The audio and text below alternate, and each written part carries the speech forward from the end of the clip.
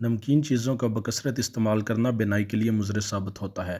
اگر آپ کے سر کے بال جھڑنے لگیں تو ابلے ہوئے چاولوں کے پانی سے سر کو دھو لینے سے بال گرنا بند ہو جاتے ہیں۔ اگر اپنے جسم کو ہمیشہ ٹھیک رکھنا ہے تو کبھی بھی پیٹ بھر کر کھانا نہ کھائیں۔ کان میں شدید درد ہو تو رات کو کان کے اندر لہسن کا ایک دانہ رکھ کر سو جاؤ، صبح تک درد ختم ہو جائے گا۔ کھانے کی فوری بعد سو جانے سے اچھا ہے کہ بھوکا سو جاؤ۔ بھوکا سو جانا صحت کے لیے زیادہ فائدہ مند ثابت ہوگا۔ ایک گلاس پانی کا پینے سے دماغ 14% تیزی سے کام کرتا ہے۔ چاولوں کے بعد دودھ ہرگز استعمال نہ کریں۔ بالوں میں دودھ لگانے سے بالوں کی جڑوں کو اور سر کی جلد کو قوت اور غذائیت ملتی ہے۔ زخم کی سوجن کو دور کرنے کے لیے پیاز کو جلا کر اس میں ہلدی ملا کر زخم پر لگائیں۔ زخم کی سوجن دور ہو جائے گی۔ اگر کسی بندے پر تیزاب گر جائے تو سب سے پہلے جتنا جلدی ہو سکے متاثرہ حصے پر دودھ ڈالیں۔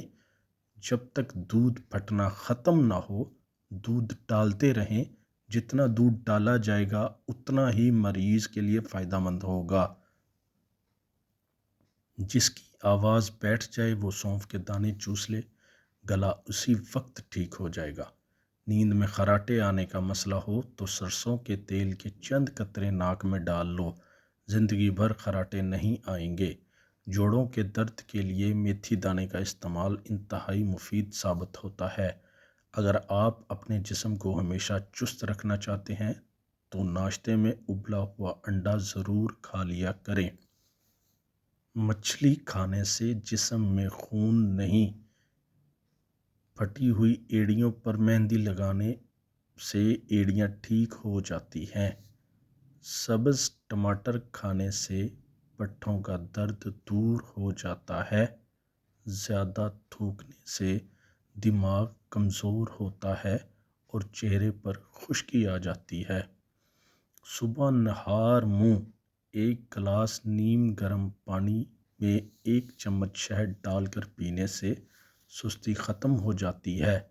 زیتون کا تیل انگلی پر لگا کر کان میں لگانے سے سماعت بہتر ہوتی ہے۔ کلونجی آنکھوں کی بینائی کے لیے بہت اچھی چیز ہے۔ جوڑوں کے درد کے لیے کلونجی بہت ہی مفید دوا ہے۔ دل کے مریضوں کے لیے کالا نمک انتہائی نقصان دہ ہے۔